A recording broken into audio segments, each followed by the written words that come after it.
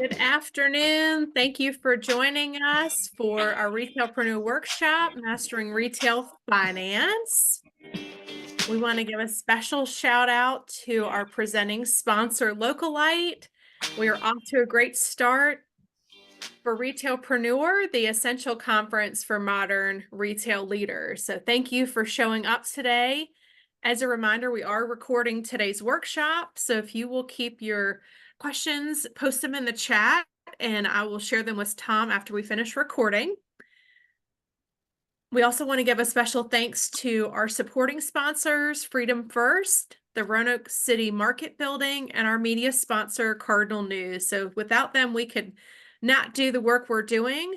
I will post a QR code for you all to learn more about Localite and the amazing work that their team is doing. I think I see some of the team on here today. So I'll post that in just a minute, but excited to have their support, and thank you to all of you again for showing up today.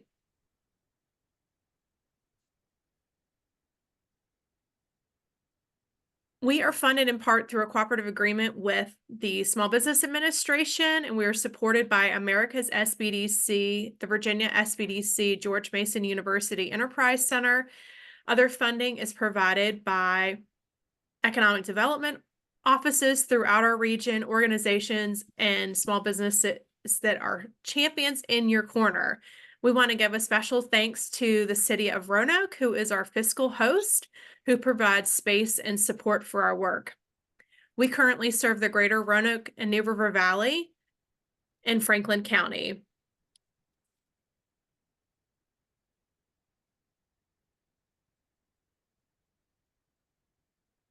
I think there's one more slide. Nope, that's it. That's it.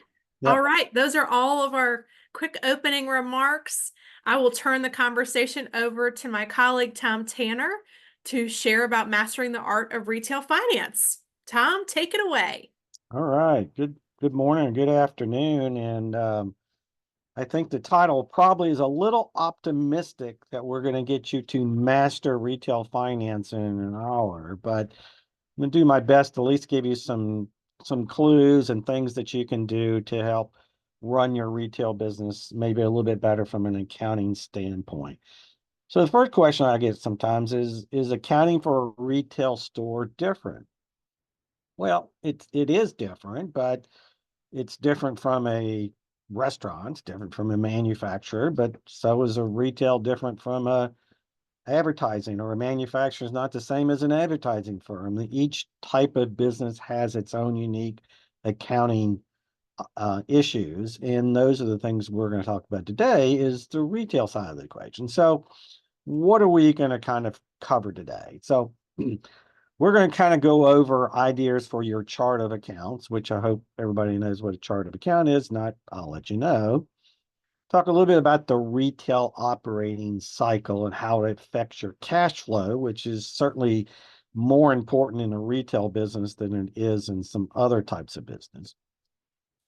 We're going to talk about understanding inventory, which again is a big portion of the costs associated with retail, and how do you best track that kind of stuff.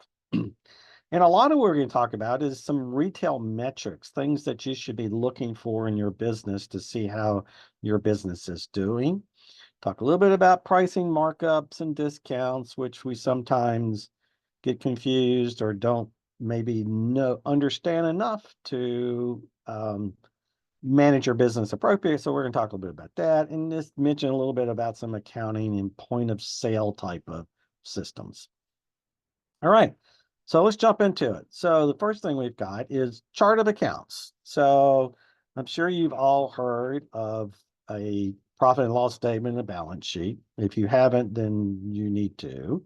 But inside a profit and loss statement and balance sheet, there's all these different line items. And basically, the chart of account is the index of all of those. So such as an example, here's an example of typical profit and loss statement. It's got sales revenue, advertising, insurance, interest, office expense, and things like that. Those are all accounts inside of your chart of accounts, and they all make up this chart of accounts. All right. So what's unique about it from a retail perspective. All right.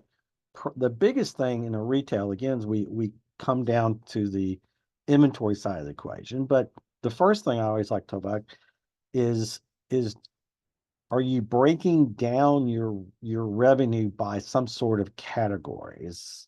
I sometimes have clients and I'll ask them, you need to see your profit and loss statement.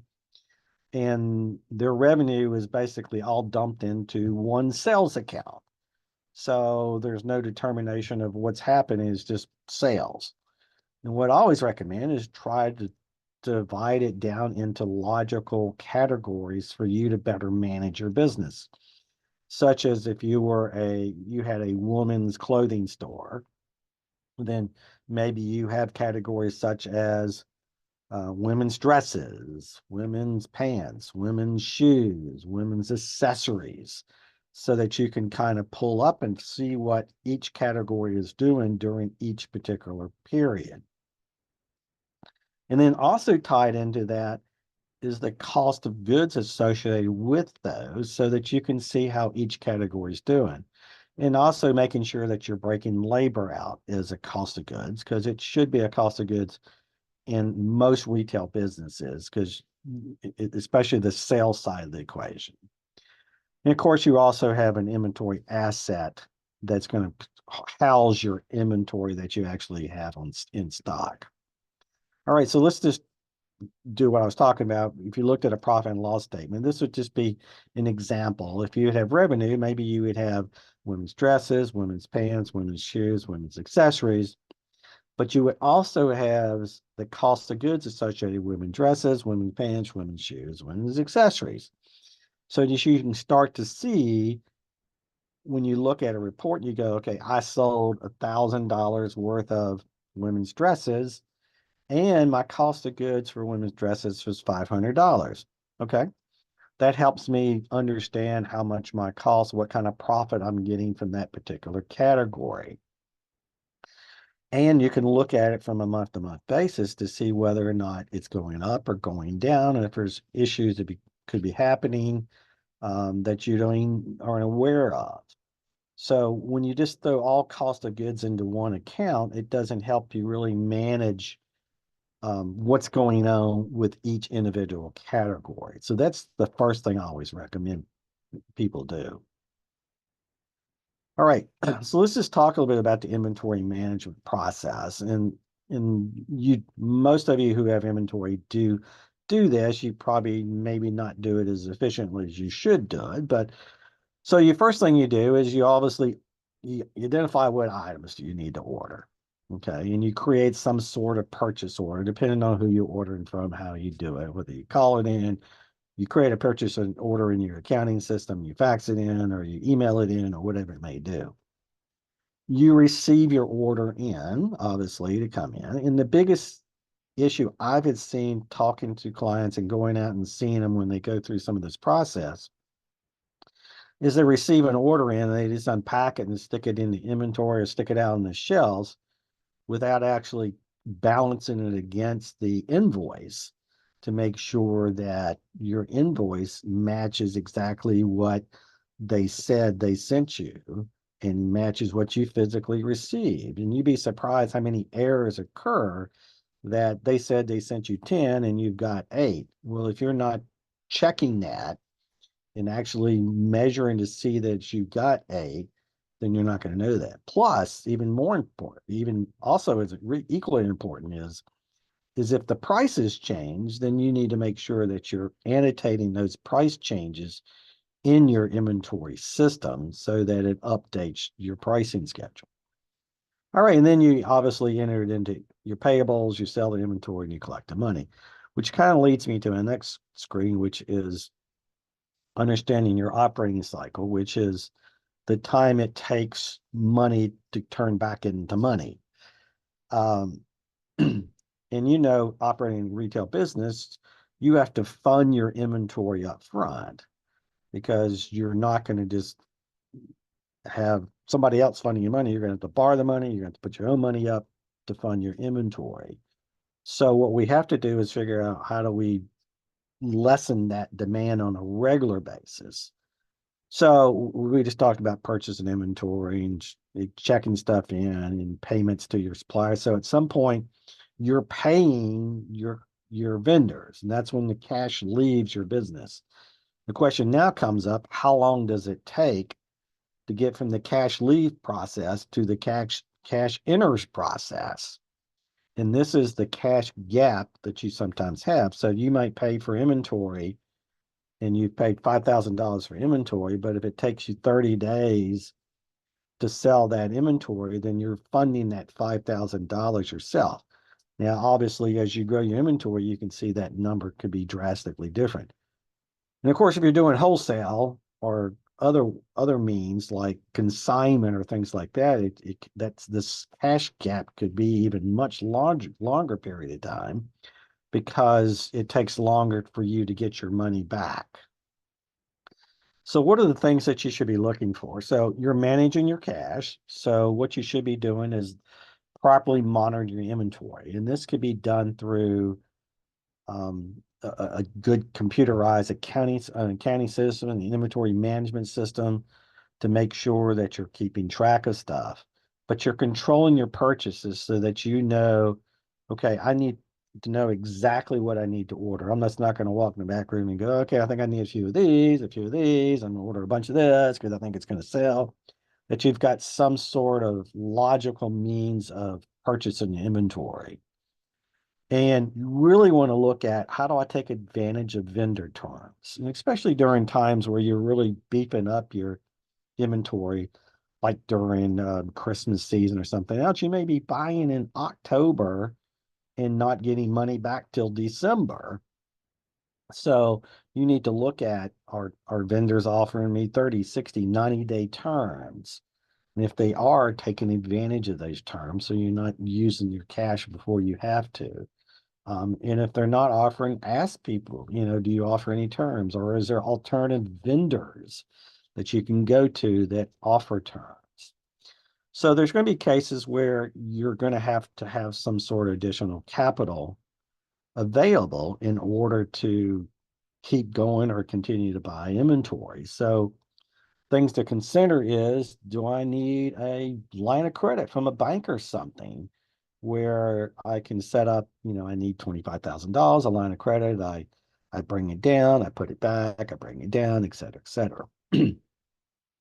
You can also consider if you own your own home, is just using, getting a HELOC, which in some cases might be easier to get than an actual bank line of credit, depending on your circumstance. And a HELOC would work the same way. You could take money out, you put it back, but you're using it as available cash at the time. Bank loans usually are not the best thing to do for inventory, unless you're looking at it as a short-term loan, like a 6-month loan, because you may not need all the money at one time. So, no sense in paying interest on loans you may not be using right off. Microloans, another option. Microloans are really government provided or government-backed loans provided by typical non-bank lenders.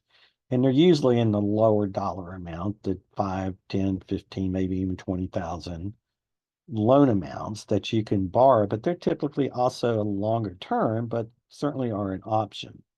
Credit cards are an option, just realizing that you need to make sure you pay those down, especially if you're dealing with any high interest type credit cards. If you're dealing with, their introductory rate credit cards, they're at 5 or 6%, then hey, that's cheaper than you're going to borrow any money from. But with the understanding that the idea with all of these is you're using it to buy inventory, which means when you sell your inventory, you should pay it off so that when you get ready to buy the next inventory, you can access that again. If you're using things like PayPal or Square, there's also those options of using those loan programs through them. Interest rates are, going to be higher than a bank, but they're not, loan shark type rates. But they are obviously very available, and they're usually very easy to obtain, and they are very short term. They're usually 3, 6 months at the most. you do want to avoid these high interest loans, these things that you hear on the radio or see on your social media feeds and things like that, that are really high interest loans. And before you even think about signing anything like that, is to make sure you've looked at all the paperwork, or meet with one of us down here at the SBDC and have us review your paperwork, because I can't, the number of clients that I have met with that have signed these paperworks only to understand after we've gone back through them that, they're paying 25, 35. I've even seen 40% interest on some of these loans. So just make sure you know what you're getting into. All right, so let's talk about maintaining your inventory. So there's two different types of inventory management system. First thing we're going to talk about is the perpetual inventory management system. This is when you're using some sort of computerized system or a point of sale system that's keeping track of your sales, keeping track of your exact inventory. It's taking stuff out as things happen. Because what it's doing is keeping track of per sale items rather than just a blanket change of your inventory. Very, very accurate. You really don't need to do a physical inventory, except for obviously if you need to do it once a year at the end of the year, you would want to do one, but maybe only twice a year we need to do a physical inventory. And that would just to balance out for any shrinkage or miscounting or things like that. The other system, which is really designed more for, maybe it's a small business that has $3,000 or $4,000 of inventory. It's called a periodic inventory management. What happens is that your purchases are added directly into your cost of goods when you purchase it. It's not very accurate because sales can occur 1 month and your purchases could be prior to that, and it throws off your financials. And I'll show you in a second how that can affect things. At the end of the year, you have to do a physical inventory to balance it out so your tax return is correct. And you can obviously do one more often than that and balance it out, but the minimum you'd have to do it is once a year. And you would just adjust the cost of goods to reflect the actual cost of goods based on the formula, which I'll show you in a minute here.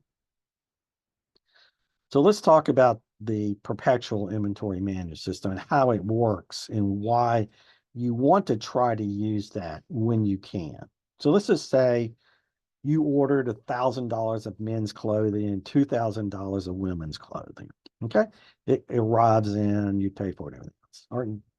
And you'll see on this step one here, you'll see step one, the inventory comes in, and this is your balance sheet. So this is your assets and your liability side of your financial reporting. So you're going to add $1,000 into men's clothing and $2,000 into women's clothing. Okay, so it's on your books. You have that as an asset of your business. All right, let's go to the second step here. Second step is you sell $500 of men's clothing and $1,000 of women's clothing during this period of time. Your gross margin's 50%. So we now are going to book the revenue. We have $500 of men's clothing revenue and $1,000 of women's clothing revenue. We said the gross margin's 50%, and as you know, gross margin would be the amount of costs associated with that. And we'll talk about gross margin later on and when we're talking about metrics. So we would say half of the sales is considered your cost of goods. So we're going to have under cost of goods $250 for men's clothing and $500 for women's clothing. And at this exact same time all of this is happening, we're also modifying the balance sheet to take off this 250. So this 250 comes off the 1,000 over here and now gives us a balance of 750 over here. Okay, so that's how this works with the perpetual inventory management system. And you can see how accurate this is. So if I run a report, I'm getting exactly what my sales are, but I'm also getting exactly what my cost of goods are. All right, so let's move into the other system, which is the periodic inventory management system. And it's probably one that a lot of you use, and you may just use it because that's what your accountant told you to use, or you started using it and it was simple. Your bookkeeper told you to use it, but you've never looked into going, oh, that's not very accurate. Doesn't make any sense.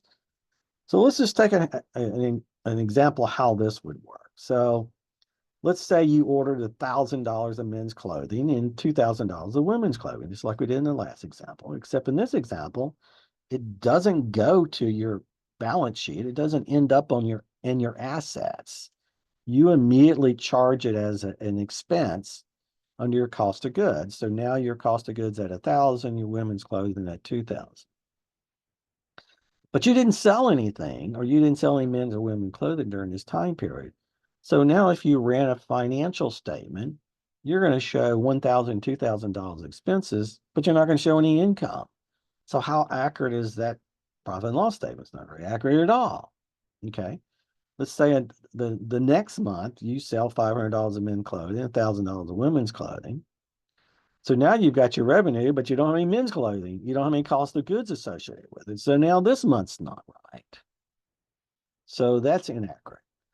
Well, you may say, well, why don't we just combine the 2 months and I can run a statement for 2 months and it should be close. Well, not really, because if in fact your cost of goods is 50%, your men's clothing cost of good is really 250 and in the women's is 500.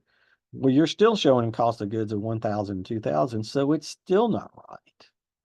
So what you have to do is at the end of period adjustments. And if you did this on a monthly basis, then you probably could use this system. What that would require you to do basically a physical inventory at the end of every month, which may be practical for you, or it may not. But let's just say you decide, no, I'm not going to do this. We're going to do what we've been doing because that's what my accountant told me, or my bookkeeper told me to do, is we do a physical inventory at the end of the year, which you really need to do no matter what. No matter what happens, no matter what kind of accounting system on, you should be doing a physical inventory at the end of the year. But under this system, you definitely should be. So let's just take an example. On your income statement or your profit and loss statement, your cost of goods for the entire year is 30,000. Okay. So after doing end of year physical inventory, you physically did your inventory. Okay. So now what we're going to do is look on here and go, okay, what was our beginning inventory? So we're going to look at, this is December 31st. So we're going to look at December 31st of the previous year, or if you're doing period, the previous period, but we're just going to say previous year right now. So at the end of last year, your inventory was $10,000 in the year, which means your beginning inventory is 10,000. Okay. During the year, you purchased $20,000 worth of stuff, cost of goods. Okay. Then at the end of the year, you did a physical inventory and there was only $5,000 left. Now you just do the math of 10 plus 20 minus 5 gives you 25,000. And your actual cost of goods for the year was 25,000. It wasn't 30,000, which is what your profit and loss statement said. So basically, you have to do an adjustment to decrease your cost of goods that's on your income statement and increase your inventory account. But this is important that it's done every year so that you're properly booking your inventory. All right, so let's talk about next. We're going to go through some retail metrics that you really need to kind of be paying attention to. Some of these may pay more attention to some of you more than it does others, but we're going to kind of talk about it, each one. So the first one is really gross sales and net sales, is that a lot of people don't use the right terminology of gross sales, net sales. They just say sales, but there is a difference. So gross sales is going to be the actual sales of everything included. So you're ringing up everything at full price. Okay. you got to take out your sales tax to make sure your sales tax is not included in the gross sales or in the net sales. And then you're also going to take out any discounts. So if you're discounting an item, you want to try to ring it up at full price and then discount it out. So just a real simple example is saying, all right, gross sales were $150,000. My sales tax was $7,100. You had discounts of 1,000. Basically, my net sales is 190, 141, 900. Okay. This is a pretty simple example, but I just wanted to make sure, since this is the key metric, because almost all the other metrics we deal with using net sales as your primary metric. All right, so let's go to the next one. So sales comparison. This to me is very important for everybody to take advantage of or to look at and evaluate. Of course, first of all, you got to make sure you've got good data, that you're properly keeping track of all your sales and keeping track of your cost of goods, because you're comparing to previous time periods. And it may take you a year to do that, but at some point you're going to want to do that. So what you're doing first is, let's say we're finishing up June right now. So a couple of things I would want to look at. I first want to look at, okay, how did I do last June? Because that's a perfectly comparable figure, is how did I compare to June of this year to June of last year? If you're using something like QuickBooks or something like that, it's easy to pull reports up, to pull these comparison reports up. I may also want to look at, how did I do in the second quarter of this year versus second quarter of last year? Since this is half a year, I also want to know, how did I do the first 6 months of this year compared to the 6 months of last year? And what I'm looking for is, I'm obviously looking at sales, and I'm also looking at sales by category to really understand where my sales are coming from. Do I have one category that was doing really good last year, but not doing so good this year? Well, maybe there's a reason for it. Maybe there's not. Maybe I wasn't carrying the right amount of inventory and I ran out of inventory, or maybe trends change, or maybe I made a bad decision about buying inventory or something.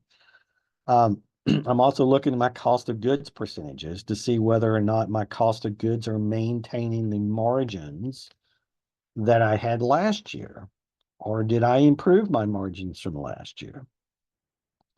I'm also going to look at individual expenses and see if any individual expense jumps out at me and goes, wow, how come last year my marketing was 3% and now this year it's 6%? Or maybe it's utilities was high this year and wasn't high last year, and maybe there's something going on. Now, some of these you have to look at trends, because it may be the way the bills were paid. So that's why it's important to also look at and go, maybe I need to look at a quarter rather than just a month.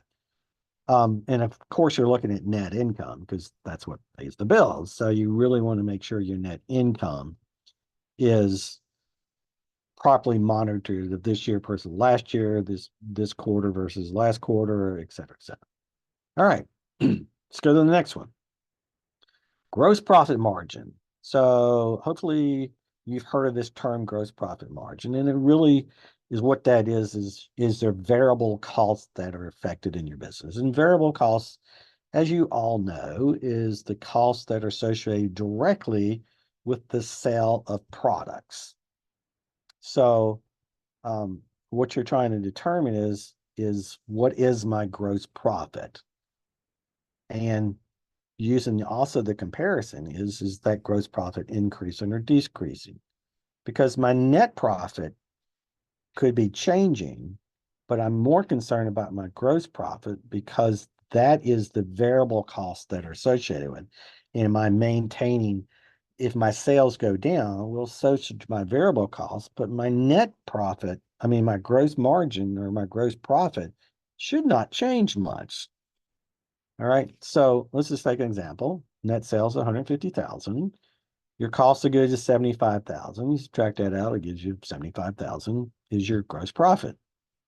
Okay. What's even more important is the margin itself, is the percent. And that's just basically math of taking that 75 and divided by the 150, and it gives you a 50% profit margin. And that's what you're looking at really from a comparison. Because again, your gross profit may be less, but are you maintaining the margin on a month to month, quarter to quarter basis? All right, the other retail expenses you want to look at towards the revenue. We just talked about the cost of good. You look at payroll. Is payroll being maintained? Are you using, since payroll is your second largest expense, are you properly keeping that under control? In most retail businesses, you're typically going to try to stay under 20%. And that can vary by types of retail store, et cetera, but you certainly want to stay within that below 20% number. The rent, is your rent staying somewhat within the norm? We usually say within, 6 to 10% is what your rent should be. Now, obviously, that's not something you can look at on a month-to-month basis, because since that's a fixed expense,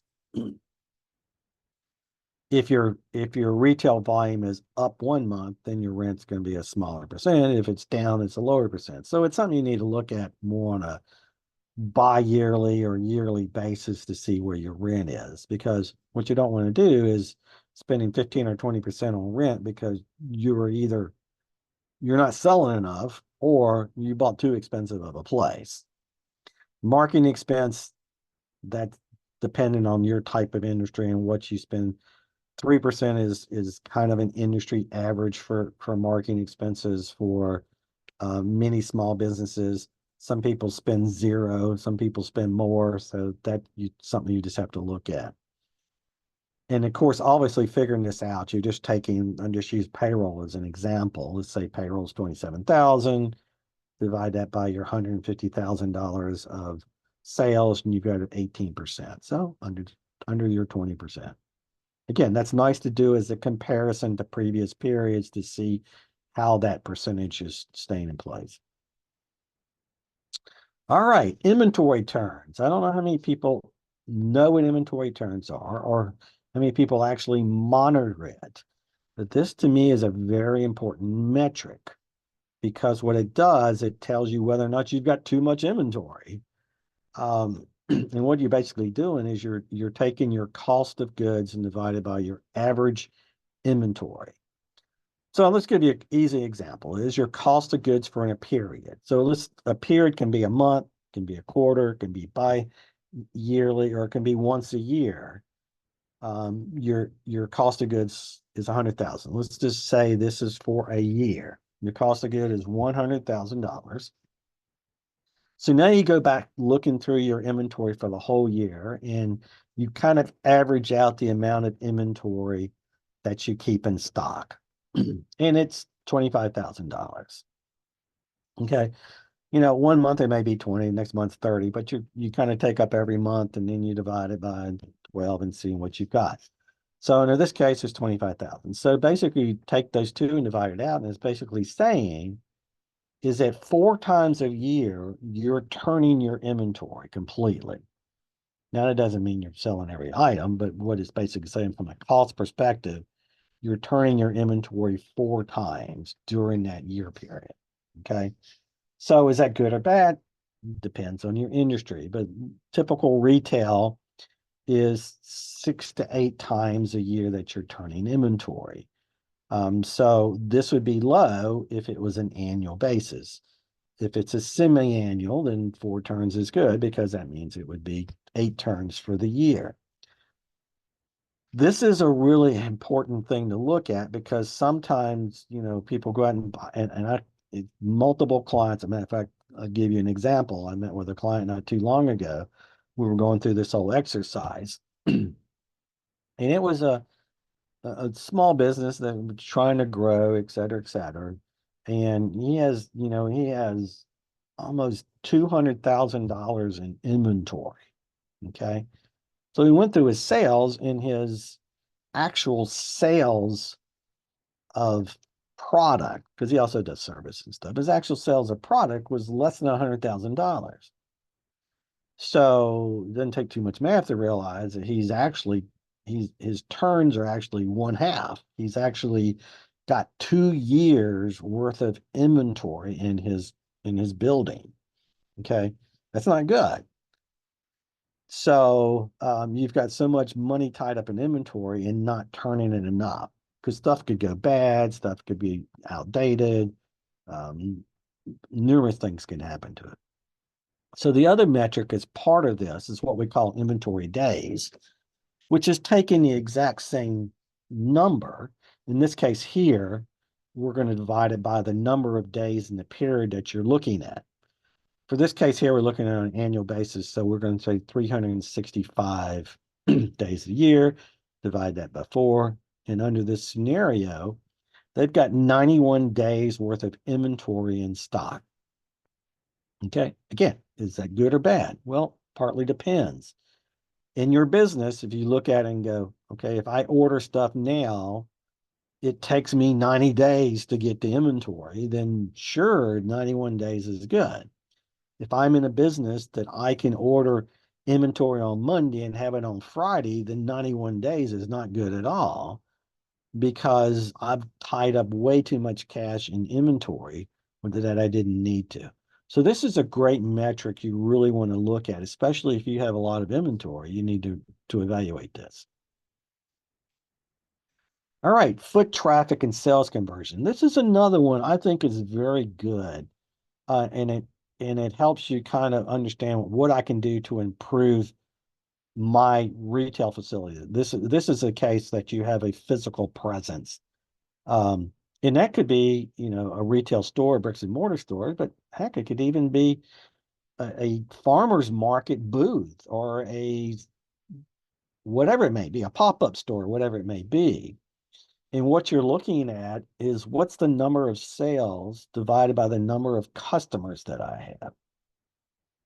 So what you're looking at is you've got to create a system, be able to count the number of customers that come in, or should I say potential customers or customer visits is really what it should say.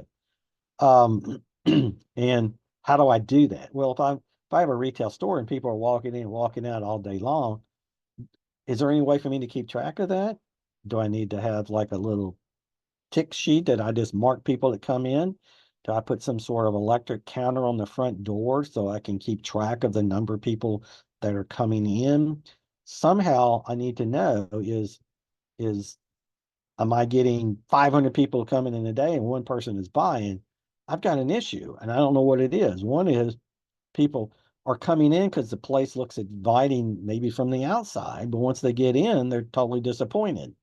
Or do they come in and they're not treated correctly, or nobody helps them, or they don't have the right product? What is it that's causing customers to turn back? So let's just take an example. Let's say you have 100 customers come in during a week. Okay. And during that week, you sell 50 of them. 50 of them actually purchase something. It doesn't care what, they purchase something. Then you've got a 50% sales conversion. Is that good? For most retail stores, that's probably pretty good. Um, but if your sales conversion is 5%, then that's when you got to start thinking is, how do I get people to buy something? And that's where you have to evaluate. Maybe it's something as simple as talking to the customer and asking them anything, what they would like to see, having conversations with them. So this goes into more sales than it does financial analytics, but all of financials are about determining what can you do to make it more profitable for your business. All right. Next one, sales per employee. This is good for if you have employees, or especially if you have multiple employees. It's just figuring out, I want to know how much sales are being generated by each employee. And this would be looking at, I just basically take my net sales divided by my full-time equivalents, or 40 hours. So if you've got a certain number of employees that are working in your store and you got 3 people working, but they're working a total of 80 hours, then you've got 2 full-time equivalent employees. So example is you got net sales of 50,000, you got full-time equivalent of 5, It's basically math to determine that you've got sales per employee of 10,000. All right, so now let's go to the next one. So how about sales per employee hour? Okay, sales by employee hour is a little bit different. So now we're looking at it from a number of payroll perspective hours. Looking at, okay, how many hours of payroll am I putting out and is that giving me? And this is a matter of, again, taking your $50,000 divided by the number of actual payrolled hours. In this case here, 480, and I get a number that each hour an employee is producing $104 worth of sales. Is that good or bad? Again, that's something you have to evaluate because it depends on what you're selling. If you're selling bubble gum, it might be fine. If you're selling $1,000 computers, it's probably not so good. Okay. You can even look at something else you can look at is understanding, you know, especially if you have a point of sale system, is run reports and seeing the times people are buying and trying to figure out, are people buying it in the morning? Are they buying in the afternoon? Are they buying late in the afternoon? And of course, a lot of retail stores, they operate on the philosophy they open at 10 and close at 5, when in fact, a large number of retail transactions take place after 5 o'clock. So you have to think is, do I need to be open after 5? Or do I have late hours a couple of days a week to pick up on that late hours that I'm missing out on? Sales per square foot. One that large store operations use a lot. It's one you can look at. I usually look at the actual percentage of rent as a more accurate detail, but I just wanted to show you as one that you may hear from time to time. It's basically taking your net sales divided by your store size, and that gives you a sales per square foot. Again, $125 a square foot, probably low.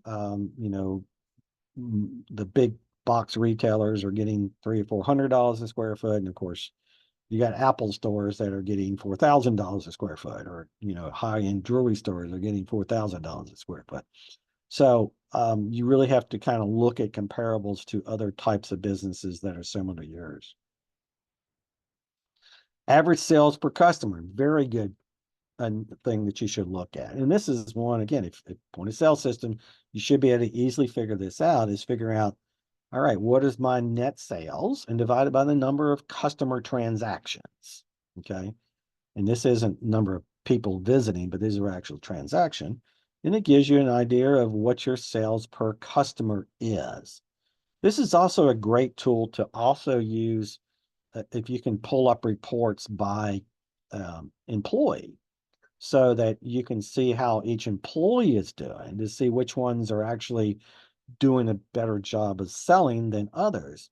So that if you got one employee that is doing $150 average sale per customer, and you got another employee that's doing $300 per sale as a customer, you can certainly say, well, if I got one person doing a really good job, another person basically is ringing up orders. And maybe this revolves around, I need to do more sales training, et cetera, et cetera. All right, next one.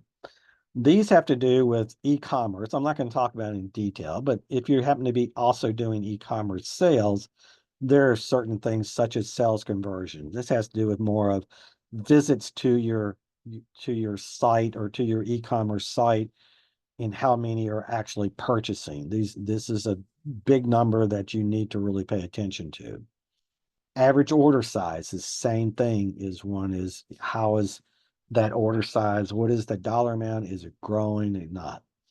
A big one that retailers look at, e-commerce retailers look at, is cart abandonment rate. Is that people put stuff in their cart and then they never check out.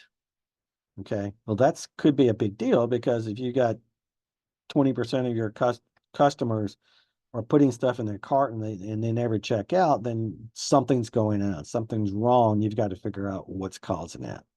And of course, you got sales per day, items sold report, cost per customer acquisition.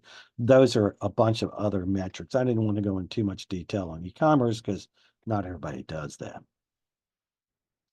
A couple of last things I want to talk about is pricing. Um, if you're in a retail business, you probably understand what keystone pricing is, or you probably heard the term keystone pricing. And typically that's just taking your cost and multiplying by 2. Okay. And that's a typical thing a lot of retailers do, but you have to ask yourself, does that make sense for my business? We talk about value pricing. Value pricing is understanding what the market is for your particular product. If you're selling a unique product that nobody else is selling, and that you're saying, well, I paid $10 for it, but heck, people will pay $30 for it. Why am I going to keystone it at $20 when in fact I can get $30? And this is a big mistake a lot of retailers make, is they just have this system set up that I check in stuff, I mark it up 2 times and stick it out on the shelf and it sells. Okay. Not thinking about the fact that I could have sold it for 3 times or 4 times or whatever it may be. Or it may be that what you're marking up is can't sell for 2 because everybody else is selling it 1.5. So maybe you need to look at it and go, okay, I need to look at every single item and really kind of figure out what a reasonable price is for each one. Could be very time consuming, but it could be very profitable in the long run. Or maybe you just do them by different categories, that different categories are marked up differently. Now, a question I get a lot is understanding profit margin, gross profit margins, and it should be saying gross profit margin, and understanding markup and profit margin. Okay. They basically are similar terms, but they're not the same, such as a $10 cost with 100% markup is basically $20, which is basically you're taking $10, you're marking it up by the same $10 to give you $20. That's 100% markup. Your profit margin is just the opposite. It's basically taking your cost and dividing it by 0.5, which is your markup at 50%, and it gives you a retail price of $20. Okay. People get this confused from time to time, and a lot of times they understand it, but they use the wrong terminology. I get people all the time. I say, okay, what is your markup? And they'll say it's 50%. And I say, so give me an explanation what you mean. I said, no, that's 100% markup, but your profit margin is 50%. So just making sure you understand the difference in those. All right. Discounts is another biggie thing that we all have to do, because in retail business, sometimes you have to discount your products. So, but you also need to understand, well, how do those discounts actually affect my profit, my net profit? Or, how does it affect my business? So, and this is a process that most people don't go through. They just kind of randomly throw a discount out there saying, okay, let's just do it this way. So let's just say this item costs you $10. So you pay $10 from whoever you're buying it from. Your retail price is $20. So you normally sell it for $20. Okay. You're going to say, okay, I'm going to offer a 10% discount. It's just 10%, no big deal, just 10%. So how much profit did I lose in it? And you go, well, it's only $1 because it's 10%. The item cost me $10. I discounted 10%. I lost $1. Well, that's not the way it works. So let's just take the example. This is a really easy process to use. Under the regular price, the price is $20. Cost is $10. So under normal circumstances, I make $10. Okay, if I offer a 10% discount, then it's now $18 is what I'm selling it for, but my cost is still $10. I actually lost $2 on this transaction, which is actually equals to a 20% decrease in my profit. Okay. So you have to look at how and of course, this is dependent on your margin. If your margin is not 50%, but your margin is 30%, then you're really losing. Even at this, let's say you did a 30% discount. Well, you're selling at a 30% discount, you're actually selling for less than what you actually paid for it. Okay.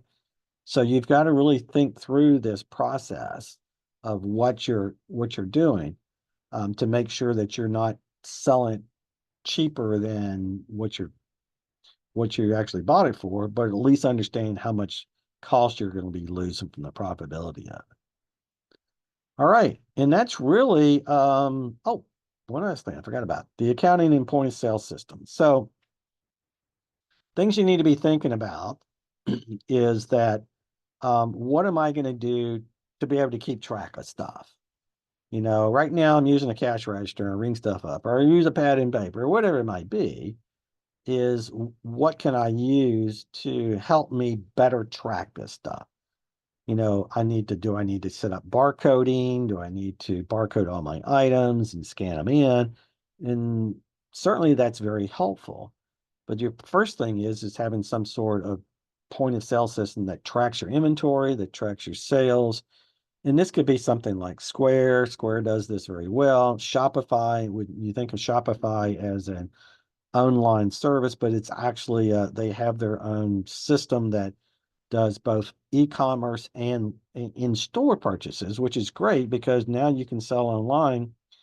It keeps track of your inventory, even if you sell it in the store. So now that if you're low, if you that your online presence will actually keep track of the amount that you have in stock, so you don't sell stuff online that you don't actually have.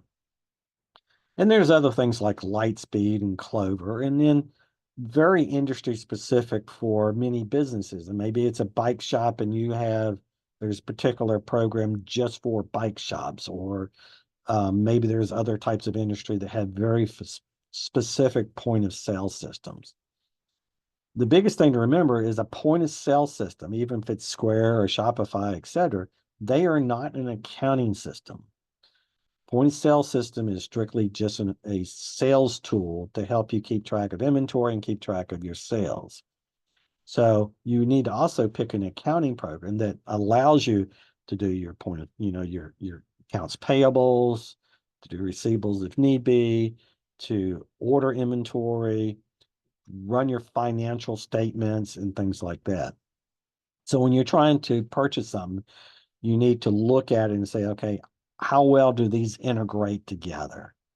Does my point of sale system and my accounting system integrate? Do they do it easily? Can I easily get reports out of both systems? And how easy it is to operate both systems? All right. So now I think that is the end. Heather, I don't know if you want to stop the recording.